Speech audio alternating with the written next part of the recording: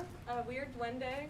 This is Ching and Chris and Blair, and we are so excited that you all are here for this concert that we've been working on for a while.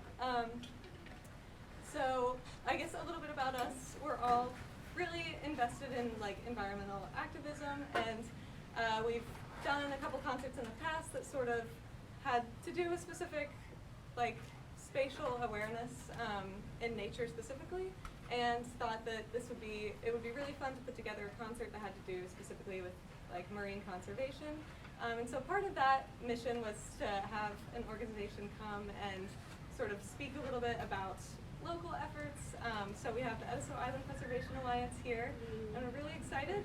So I'd like to welcome Bob up to talk a little bit about them and what they do. If you'd like to speak a little bit. Thank you, Dana. Thank you, Duende, for inviting us to partner with you. This has been something we've tried to do for quite a while. You know, Earth Day. We tried to do Earth Day programs for a long, long time. Earth Day +2. Take it. I'm a professor from college, and I like screens. There's a lot of Zoom meetings lately, so I got my little flip chart. Gonna have to flip at you. Who are we? Who is this thing called Edisto Island Preservation Alliance? Well, we number over 200 people with like-minded conservation plans on keeping Edisto the way it is. We feel very strongly about that. Everybody who is conservation-minded on the island, really all over the place, maybe they live here part-time, they're on the Edisto Island Preservation Alliance as a member. We have 13 board members, about half of which are here right now. And we couldn't do these things without our board. I'm the chairman of the board. That's why I'm starting.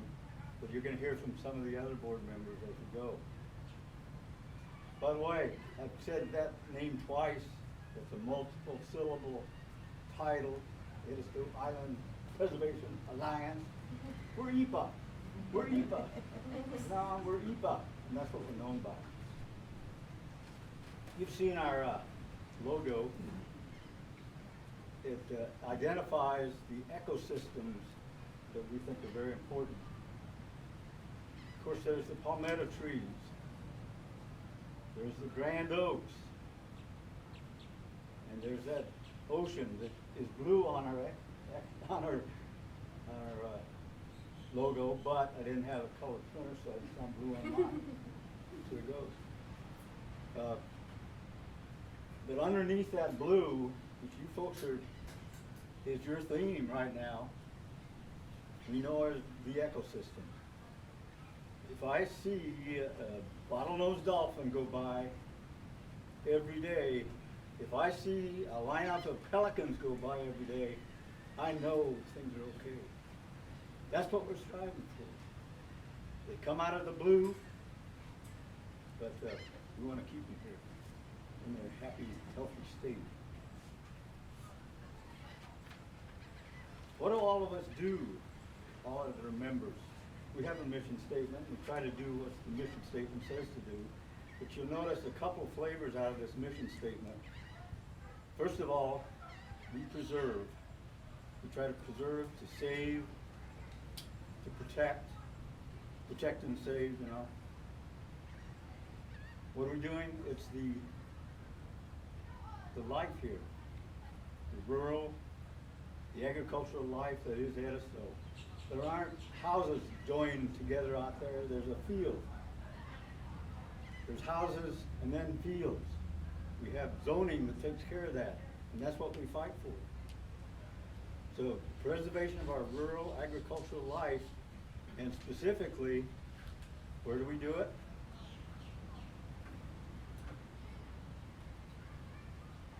Believe it or not, historical and cultural background.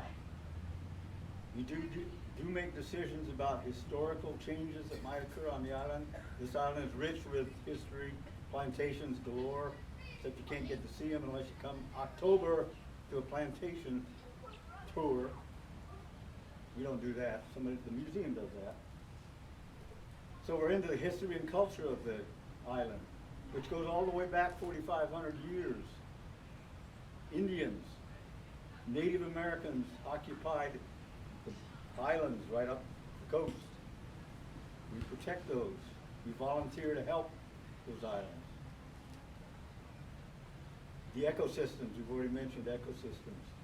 We strongly focus on any changes to our island ecosystems, and we don't let it happen if we can. And most of all, the natural beauty of Edisto. I mean, you can't beat this when you drive in from Charleston area. The very first thing you see is a big creek and tidal creeks and green or brown grasses growing by those tidal creeks. That's beauty. And it keeps coming at you when you drive down that highway. All the way to here, no condominiums, no shopping centers. That's what we want.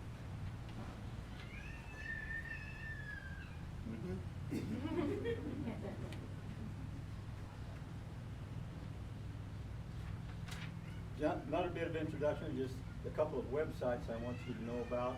If you jot these down, you'll find out more information about us. EPA has all of its information in a preserveedisto.com or .org website. You can even join EPA from there online. We also have custodianship of the highway that came down from Charleston to here. We call it the National Scenic Byway. There aren't many, there's only 4, I believe, in South Carolina. We have a National Scenic Byway. And there's a website that covers that. It's got a nice little interactive map so you can find all the sites up and down the island. It's called edistoscenicbyway.org. So, if you want to find out a little bit more about us, look it up.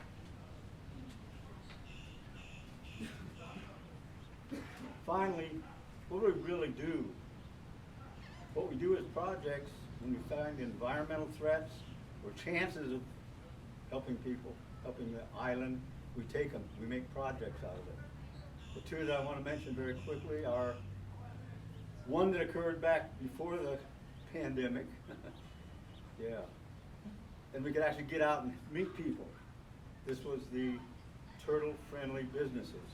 We now have most of the restaurants, most of the businesses in Edisto Beach with a turtle decal on their window, meaning they passed the test. They met the questions we had for them about single-use plastic, plastic straws, styrofoam, things that dirty the environment. Get into a turtle stomach and they think it's a jellyfish, and that's not good.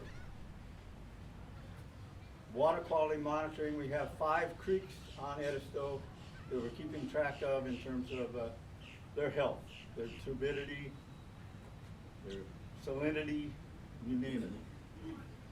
And we have a group called the Puff Mud Patrol. The Edisto Puff Mud Patrol goes out quarterly and takes samples from these creeks. So we know about that. They put it on a website. It's a very informative type of project. So that's pretty much a quick introduction. I know it wasn't quick, but I tried to make it quick. The other folks will tell you a little bit more details about some of these things that I mentioned. Thank you all for coming. Again, thank you guys for inviting us. Thank you. So the first piece that we played is Flock by Allison Loggins-Hull. And you probably heard there was a lot of activity, a lot of flurrying, supposed to sort of depict the activity of a group of birds. Flutists are commonly depicted as birds in music, so it seemed fitting. And also at the beach, I mean, as Bob talked about, there are a lot of birds, and then also sort of reminded me while we were playing of like schools of fish. So as we're playing things today, I sort of invite you to let your mind wander and be inspired by the natural surroundings, if you will. So the next piece we're going to play is Vocalizing, written by Gretzinger, who is here. If Andrew wants to come up and sort of introduce the piece, that would be wonderful. Hi, I'm Andrew Gretzinger, composer of this next piece, and thank you for Duende for talking to me about writing this.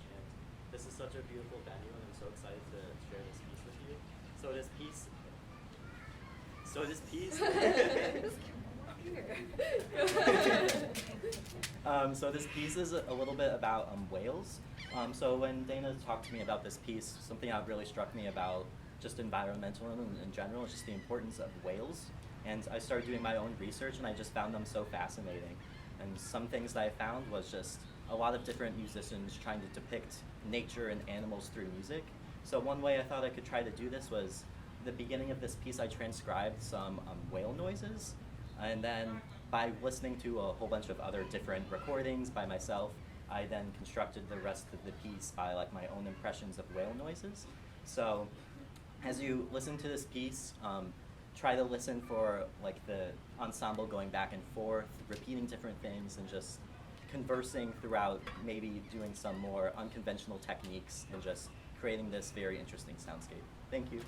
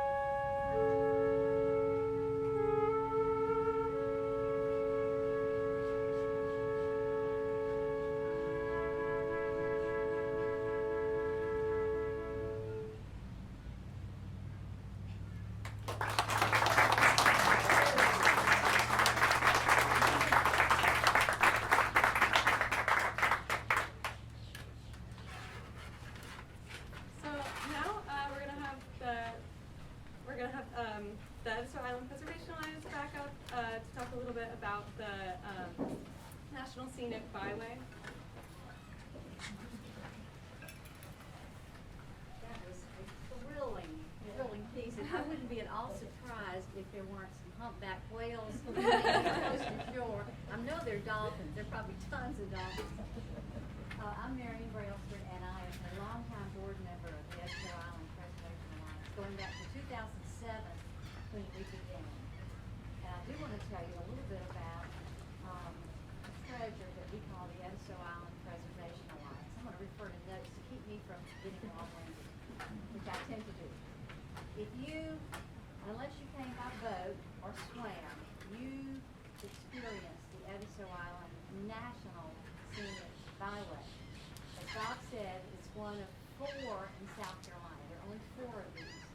And the state newspaper was quoted very recently as saying that the Edisto Island National Scenic Byway is possibly the most beautiful 16.8 miles in South Carolina.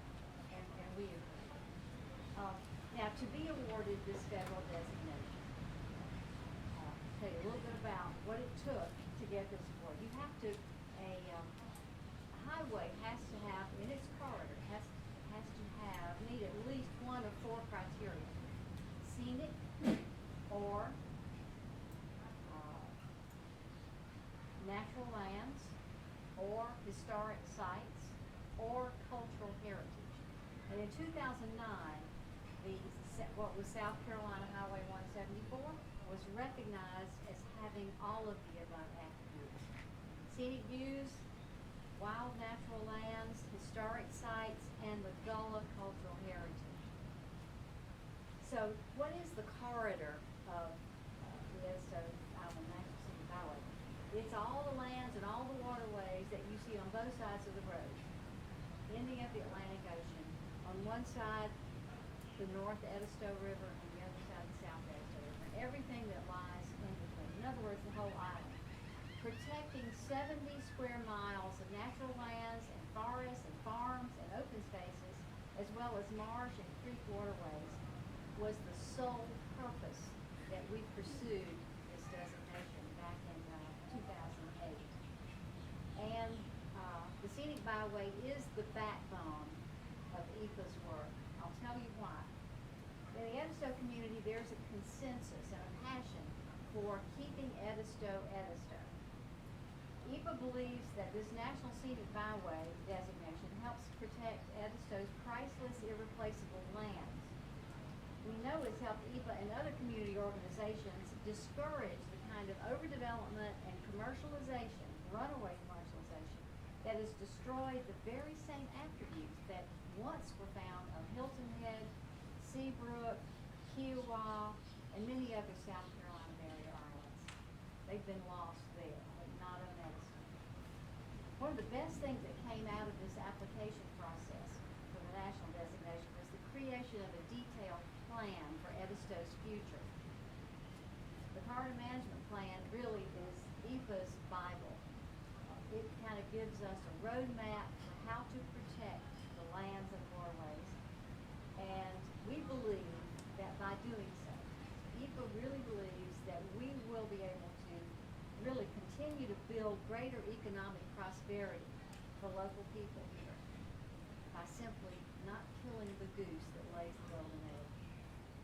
Ecotourism is increasing every year, and people from all over the country come, literally tens of thousands in the summer, not only to enjoy the beach, but to hike and bird watch and fish and paddle in the tidal creeks and tributaries, learn about the island's history, and enjoy the bike paths that meander on parts of the National Scenic Byway and then through the town of Edisto Beach and behind the town of Edisto Beach. So there's a lot to do here, and it all relates to nature and keeping the irreplaceable nature that we now enjoy, keeping it intact, keeping it pristine. In addition to EPA's ongoing work, which is advocating against inappropriate development that does not fit Edisto's lifestyle. Our work to steward the Scenic Byway involves improving traffic safety. We are working on this. We hope ever-increasing number of tourists, it's essential that we keep the byway safe. And we also are working to protect the ancient live oak canopies that you drove through, and continue working side by side with the town of Edisto Beach and other community organizations to keep the corridor litter-free and our waterways plastic and pollution-free. Thank you for your attendance, and thank you for hearing Eva's story. We would love to have everyone here join us and become a part of this movement to keep Edisto, Edisto. Thank you.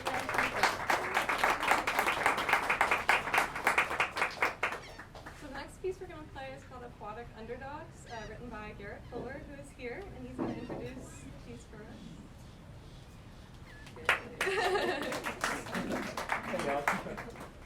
So when Dana approached me with this project, I was super excited. I love working with the group, and I immediately had this idea of these little character pieces, kind of embodying an endangered or threatened species native to South Carolina specifically.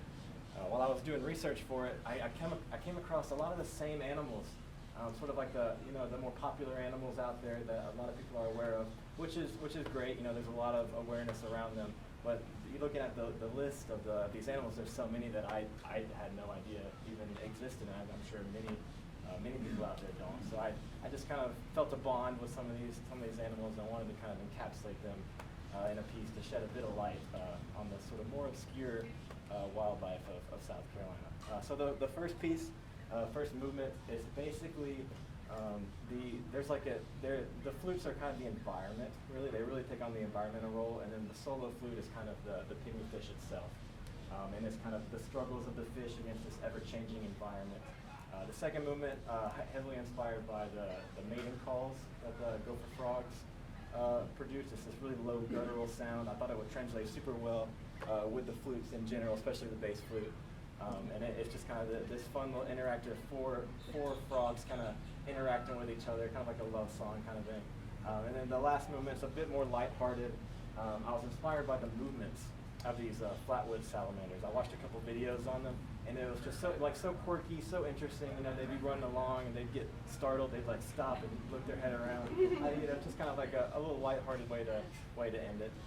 But yeah, I hope y'all enjoy it. It's been such a pleasure working with these guys, and I hope y'all enjoy it.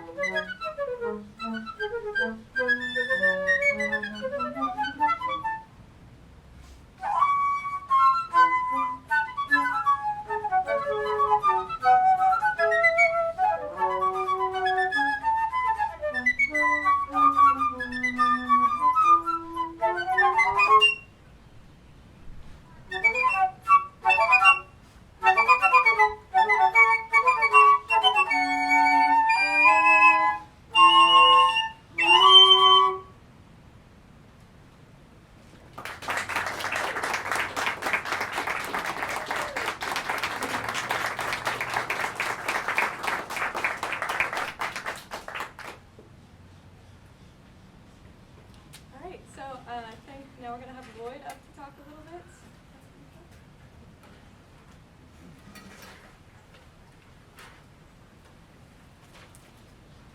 Hello, I'm Lloyd Bray.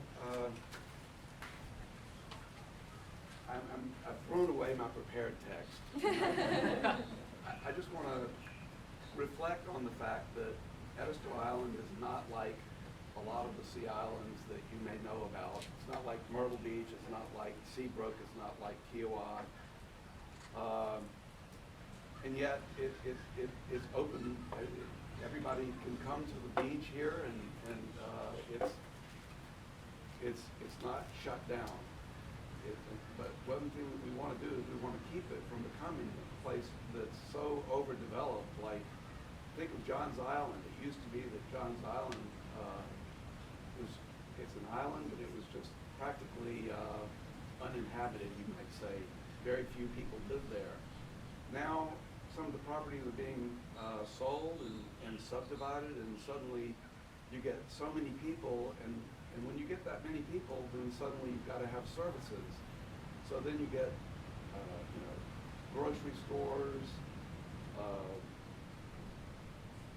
pharmacies, shopping centers, more housing development. It's just a vicious cycle. It gets worse and worse every year. We want to keep that from happening here on Edisto, and so one thing that we do is that we watch very carefully. We have good ties with the county planning department.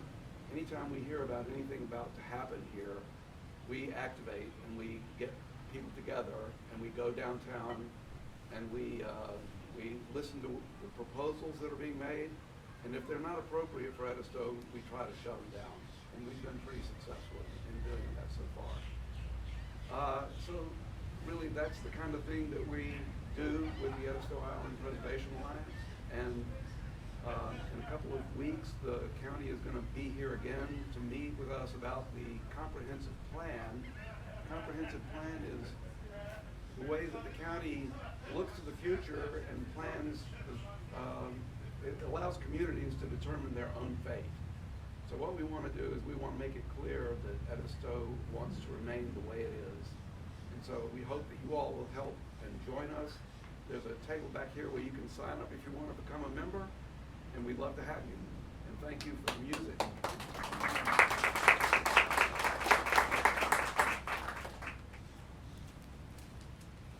Hello, everyone. My name is Chris, in case you didn't catch that. I also threw away my prepared script, unfortunately. So we'll see what we can make work here.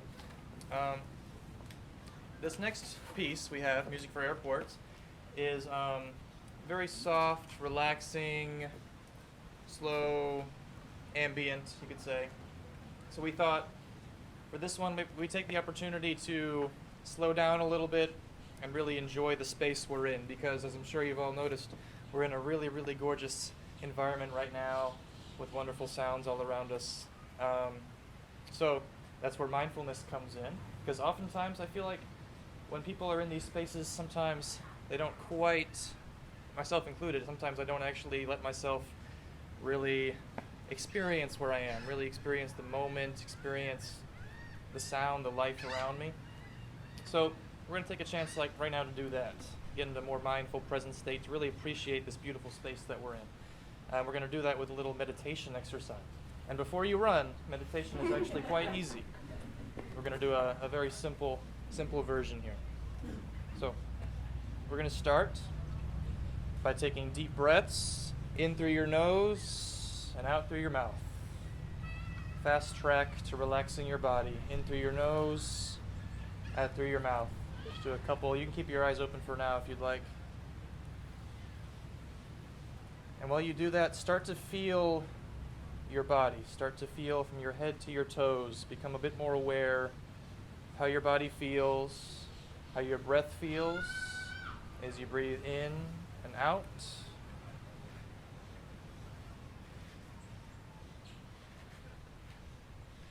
Do a couple more like that. Feel your body start to slow down, start to relax. Feel your heart rate start to slow down a little bit.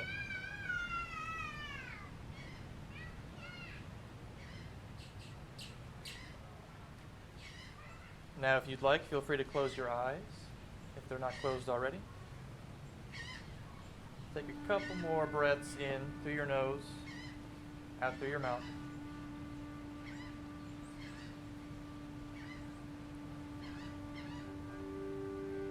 Now start to transition a bit away from your body, from your breath. Start to have your awareness spread a bit to increase, to encompass the environment around you. The sounds, the smells.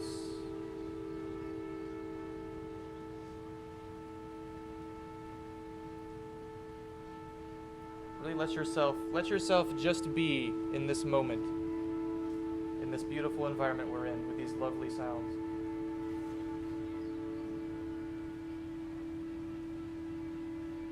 When you have a thought come up, acknowledge it as a thought or a feeling, and let it float away like a cloud in the sky. When you do get distracted, you can come back to your breath, or you can come back to the sounds around you. Give yourself this time to be in the moment, relax, and enjoy this environment.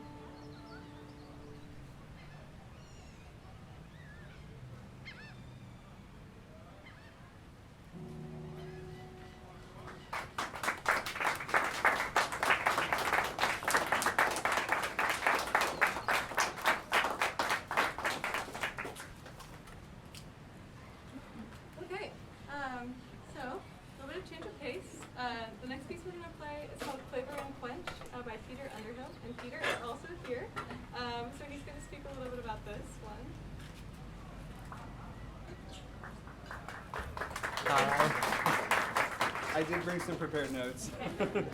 Thank you, first of all, to Duende and to all of you for coming out here today, as well as to the Edisto Preservation Alliance. It's so great to hear about the important work that they are doing here. When Dana messaged and asked about a new piece for this concert, I immediately knew that I wanted to set a couple of texts. So today you'll hear the quartet speaking and whispering and shouting and singing, in addition to playing their instruments as well. The text that you will hear, first of all, begins with an excerpt from Psalm 104 in the Latin Vulgate. It's a text about the sea, about the creatures that inhabit it, about the ships that sail across its surface. And then in addition, you'll hear a couple other texts, both of which are by an American imagist poet named Hilda Doolittle.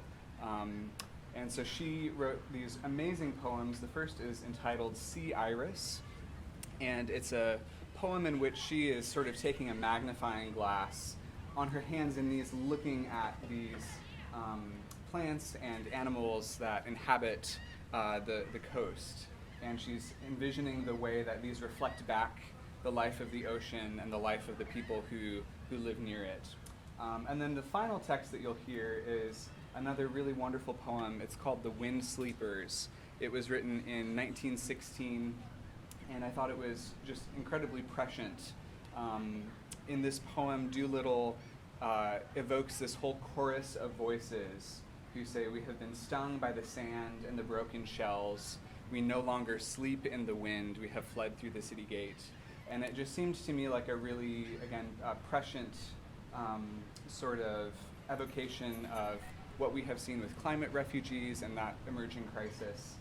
So those are the texts that you will hear. My hope is that all of these different texts would be interacting in this piece to paint a really complex and hopefully also beautiful portrait of the ocean. So I hope you enjoy it.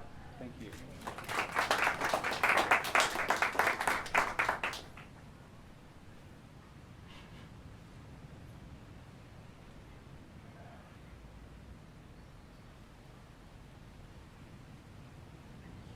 Hoc mare, magnum et spatiosum et latum.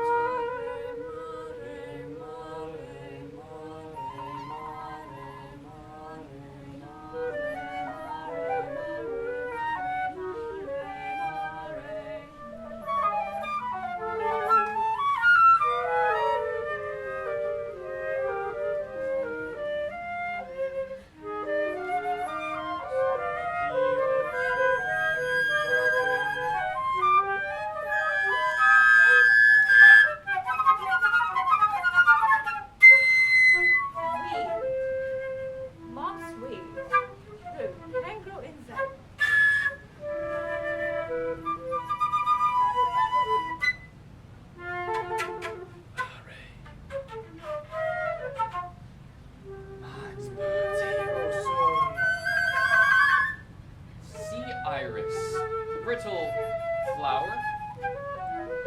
One petal like a shell is broken. And you print a shadow like a thin twig.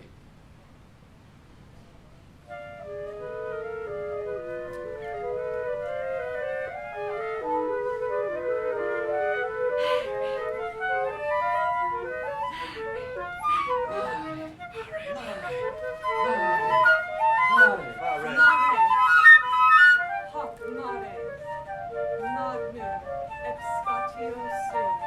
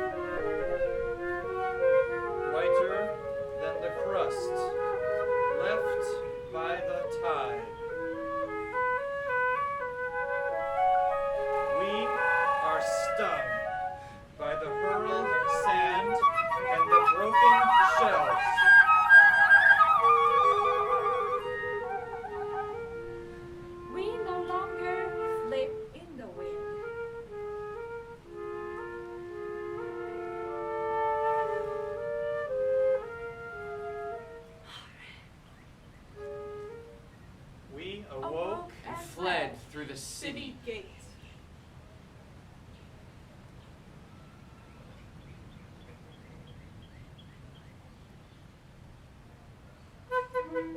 Illich reptilia, quorum non est non numerus. Animalia, pusilla, cum magnis.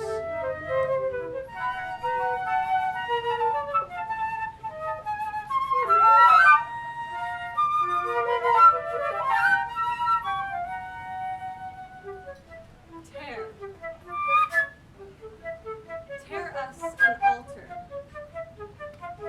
Tug at the cliff boulders. Pile them with the rough stones.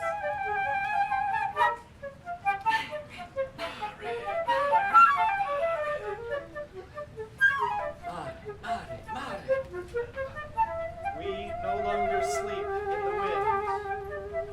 Propitiate us. Chant in a wail that never halts. Pace a circle and pay tribute with a song. When the roll of a dropped wave breaks into it, through a many words of seahawks and dogs and seabirds that flies its voice.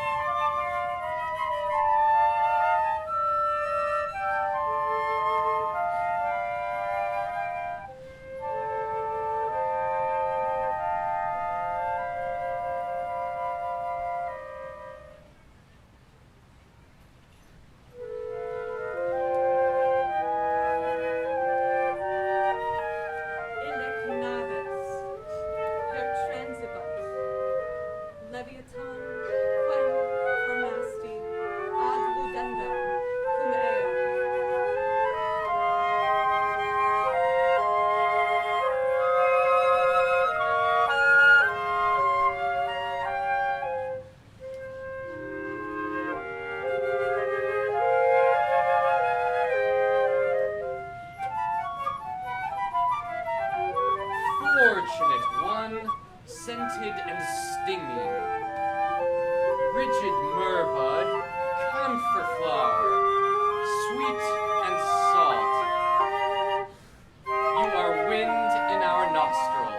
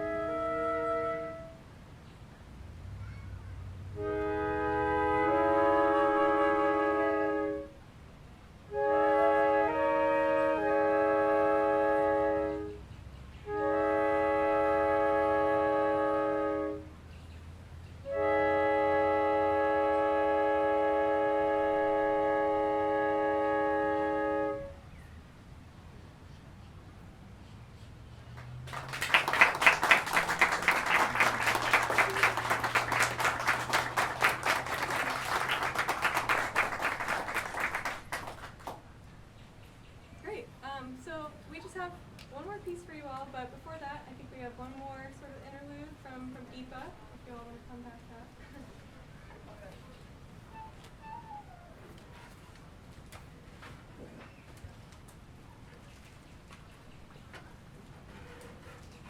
Since I'm the oldest, I get to go first. We've got a very brief panel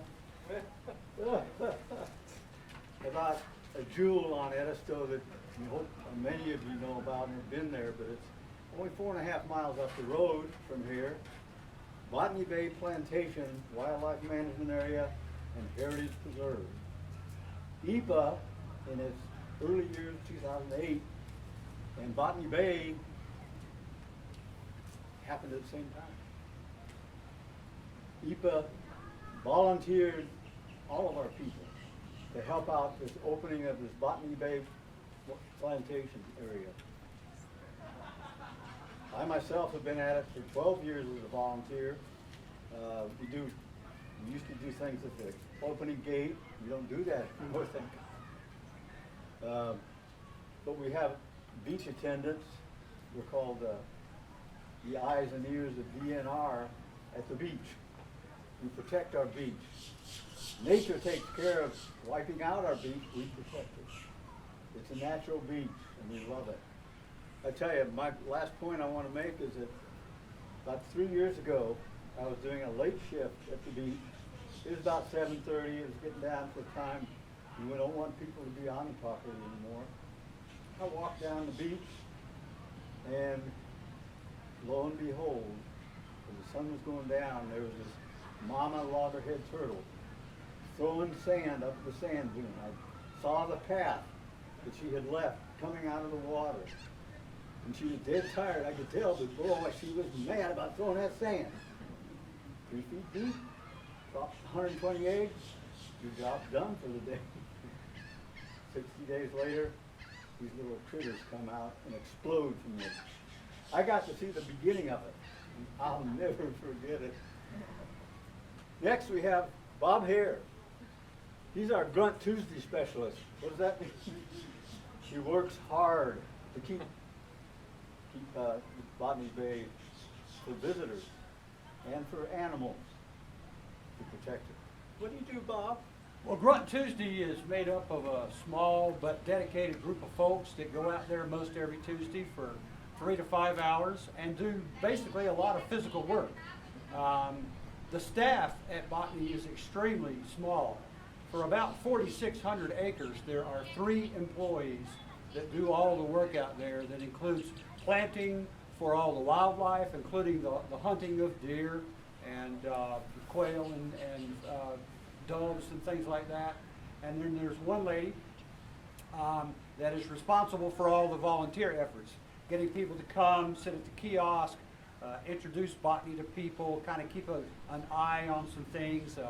People are not allowed to take fossils or shells from the beach, so our volunteers kind of look out for that kind of thing. But on Grunt Tuesday, we do just basic stuff. We mow, we chainsaw. Yeah, we weed eat because there's nobody to do that. And when you go out there and you see some of the grassy areas that are extremely well maintained, that's well maintained by volunteers and not by a paid staff. And you know, it's my pleasure. I feel blessed to be able to go out there and spend time in, I call it nature's cathedral, because it's such a beautiful place. If you haven't been out there, I invite you to take a trip. The Boneyard Beach that Bob talked about is one of only several in South Carolina. And the driving tour, which takes about maybe 12 to 15 minutes, it takes you back in time. It's like something that's primal. There's no people, there's no houses except for a few ruins. But the Tuesday keeps it active and it keeps it maintained. And I feel very honored to be able to go out there and spend my time and work hard. It's hard work mowing and weed eating and chainsawing. And there's people that will go out there and do that when they pay a landscaper to come and do that at their own houses. But they'll go out to Botany and work like dogs, myself included. So that's basically what the Grunt Tuesday is. And Botany's only open 6 days a week. It's closed on Tuesdays so that the volunteers like myself that go out there and work can drive the machinery and stuff and not have to fear like, look from behind and see if they're going to run us over. But anyway, that's my take on being able to volunteer at Botany. Okay, I'd like to finally introduce Ron Scroggy, who's our resident wildlife photographer. He gets the birds out there in beautiful shots. He knows all about the birds. He has a beach assignment this time, but he does other work, bluebird houses, that kind of thing. Ron, what do you feel about volunteering at the beach? The music here today has been just, it lifts you up, the meditation you've done. I feel like I'm back in the 70s and a hippie again, quite frankly. My hair was about down to here, and I was meditating and doing all those things. And one of the things that botany does for me is it brings me that space every week. I go to church on Sunday. I say that's my my religious experience. But when I go to botany on Friday and Saturday, that's my spiritual experience. And I encourage y'all, if you live around here or anything else, sign up to volunteer for both the endeavors. Well, I'll tell you one thing, and if you want to volunteer at botany, I've got Bess Keslet's email and phone number I can give to you at the end of the presentation, so you can call her up. I'll give you one story, though, that for me epitomizes botany and what it stands for. There's a small bird called a red knot, and it does the most furthest migration of any bird in the world. It starts out in Antarctica, and its trip is going to take it up to the Arctic Circle to do its mating. And the halfway point for that long migration is Botany Bay and South Carolina coastline. And what we see is, how nature is harmonic. It comes in harmony, kind of like these folks here are doing. About the time the red knocks have flown nonstop from the Arctic Circle to Edisto, this thing called these primitive creatures called horseshoe crabs are coming along our beach, and they look like dinosaurs, and they're laying their eggs, and they're full of protein and nutrition.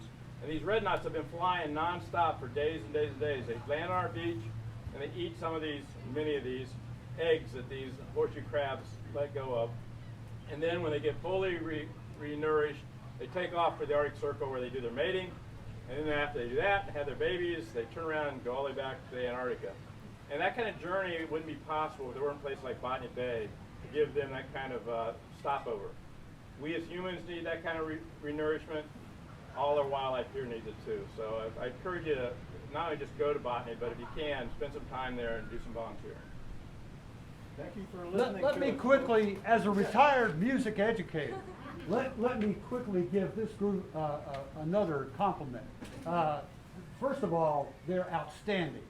But not only are they outstanding in terms of performers, they've got some outstanding composers here as well. And it's really a rare concert when you can see so many works that are being played by a composer, a live composer that's present. So kudos to the composers, kudos to the musicians. It's been a joy to listen to.